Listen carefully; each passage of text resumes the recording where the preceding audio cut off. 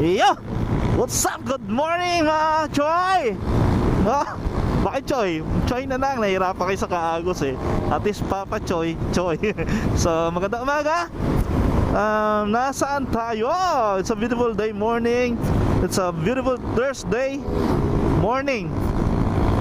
We are now, I think, nakapasok na tayo ng Tarlac. Saan ba tayo papunta? Papunta tayo ng Baguio! Yay! Akit ulit ang Baguio. Kailan lang? December 22, nandun tayo. 18 and 19, nandun tayo.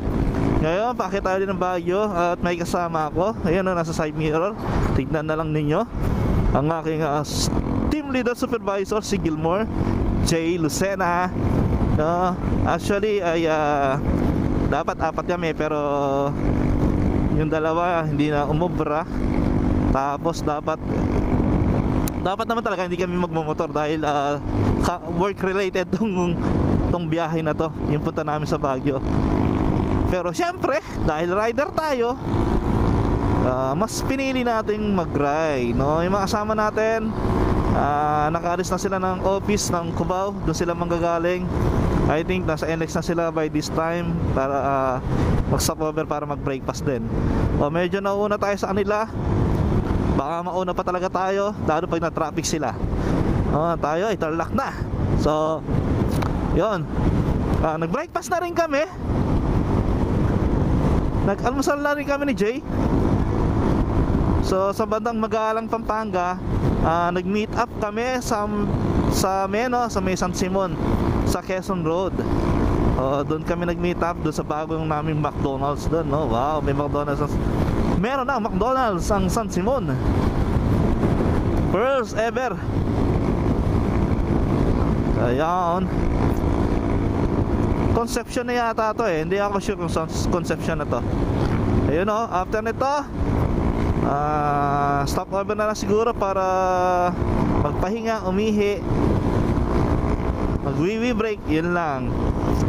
Pero kung ako, diretso kaya naman ng diretso, pero yun, mag-wee break kasi hindi kami napag-CR sa may Jollibee Magalang dahil may tao. Okay, mamaya uli, update ko kayo kung nasaan na tayo. Hindi man natin may vlog ang lahat ng kaganapan ng rides natin dahil hindi naman to ride. Work to, work. No, para may sama pa natin sa recording yung ibang ganap. So, yan mga Choy, lagi kayo mag-iingat ha. Andun pa rin naman tayo sa lagi kayo mag-ingat.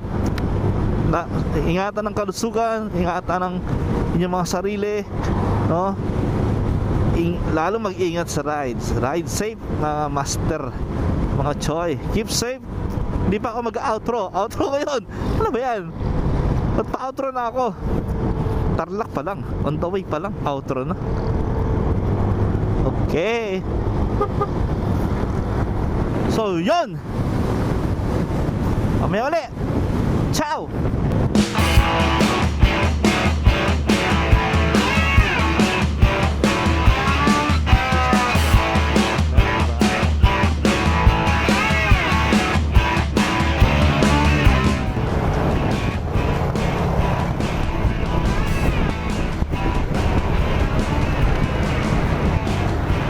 Picture.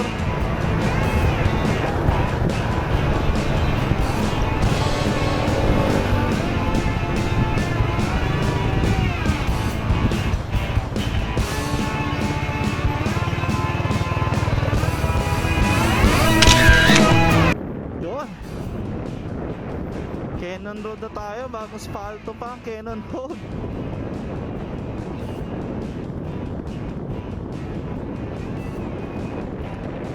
Pwede na pala akong dumaan ng Cannon dito na nakaraan.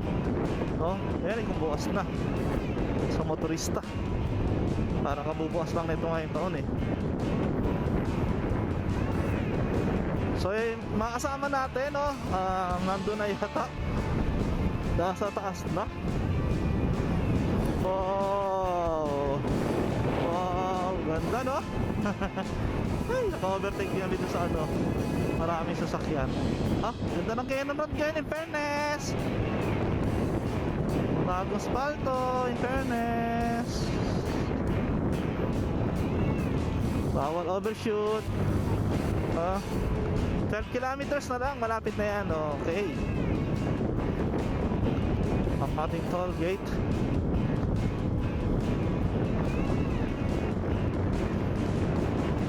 Boom! Yan yung na-miss ko sa Cannon Road. Wala dumadaan ah. Naipit dun sa truck.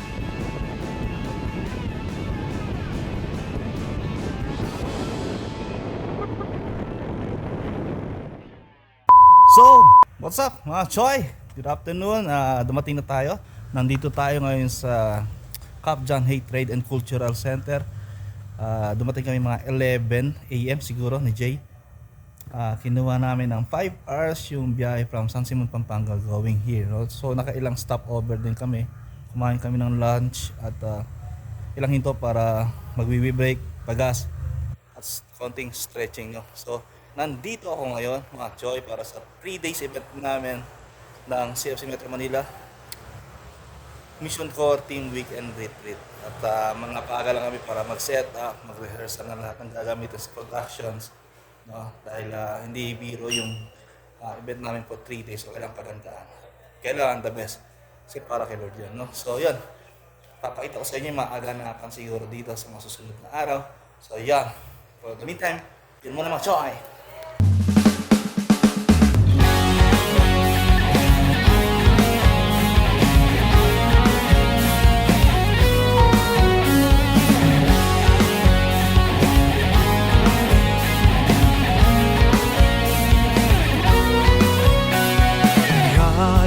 Called us to serve, called us to give and love one another. He made us to be a gift to the world and to our family. Light your lamp and shine the light like Jesus. Keep it burning like the heart of Jesus. Show the whole world of His love. Be a servant. Be a servant and be a light to the nations to bring His salvation in all of the earth. A servant and be a light to the nations to bring His salvation in all of the earth. In all the earth, in all the earth. Bring His salvation in all of the earth. In all the earth, in all the earth. Bring His salvation in all of the earth. Hi, Papa Choy! Yeah. Shout out to Papa Choy! Shout out mo naman Papa Choy.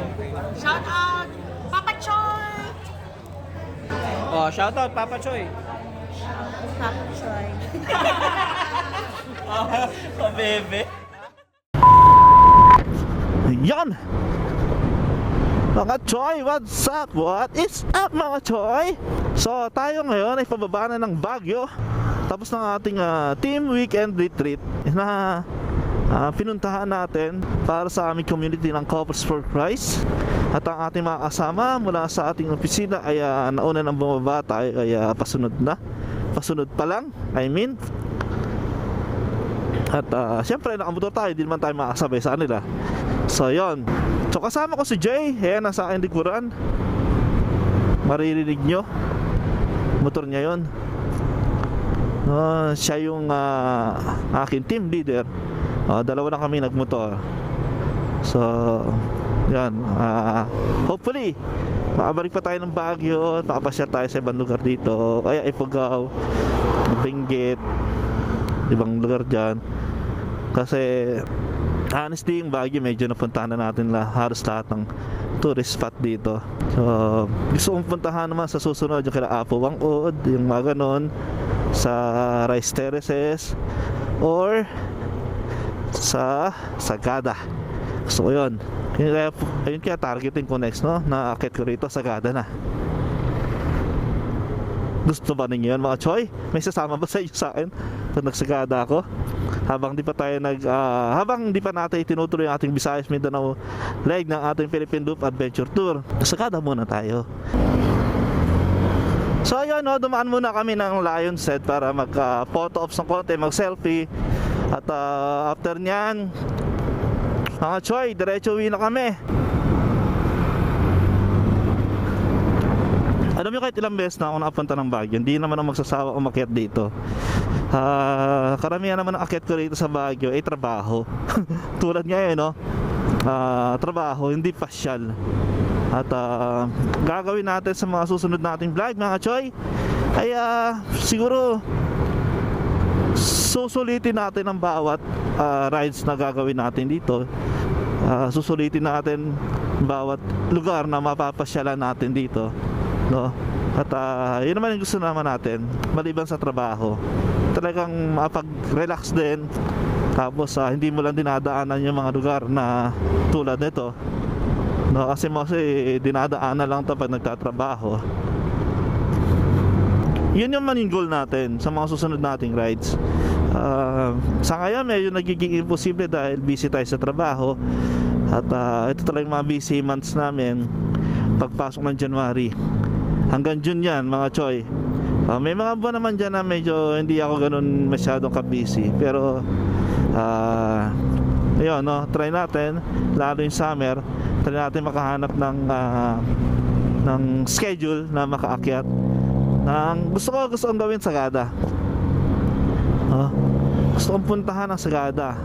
So, comment down below, mga Choy, kung anong best na pasyalan sa Sagada at kung ano yung mga murang accommodation na kaya lang ng budget ko. Dahil ano naman tayo, saktuhan lang tayo, hindi naman tayo sobra-sobra. Doon na tayo sa mga saktuang budget meal na mga accommodations, no? So yun, tapos paano ba yung mga masarap na kainin? Masarap na kainin sa Sagada, no? Hopefully sa summer magawa yan. Hindi hopefully, gagawin ko talaga. So sama na kayo. Iniimbitan ko yung mga kaibigan ko, mga kasama ko sa trabaho. Paghandaan natin yung Sagada, no? Yung mga nag-aabil sa akin ng mga kanilang ng jersey. Salamat nga pala sa mga tropa natin na nag-abi ng riding jersey ni Papa Choy version 2. Maraming salamat sa inyo sa pagtangkilik at pagsuporta sa akin kahit hindi tayo ganun kasikat. No? Kaibigan ko lang talaga kayo. Maraming salamat sa inyo. Salamat. Yan na naman talaga dapat, tayong magkakaibigan nagsusuportahan. Thank you.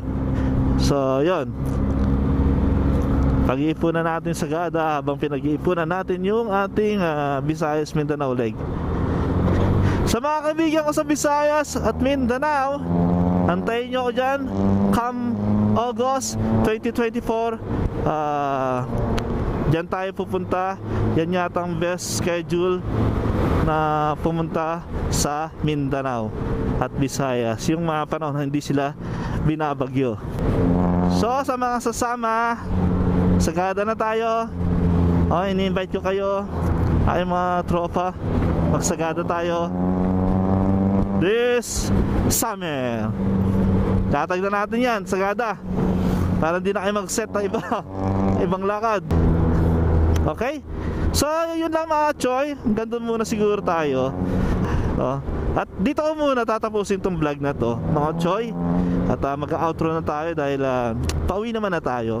At wala naman tayo masyadong stop na gagawin kundi para kumain lang. Yun lang din naman yung gusto ko ipakita sa inyo na buod sa bakit hindi ako masyado rin nakapag-vlog, mga Choy, dahil sa trabaho rin, no? So nakita na ninyo ko ng trabaho. Hindi ako minsan nasa technical, nandun ako sa likuran ng camera. Hindi naman minsan nasa stage, no? So ganun ang trabaho ko sa events, sa communications group ng Corpus for Christ. Salamat, mga Choy, salamat sa pagsama sa akin.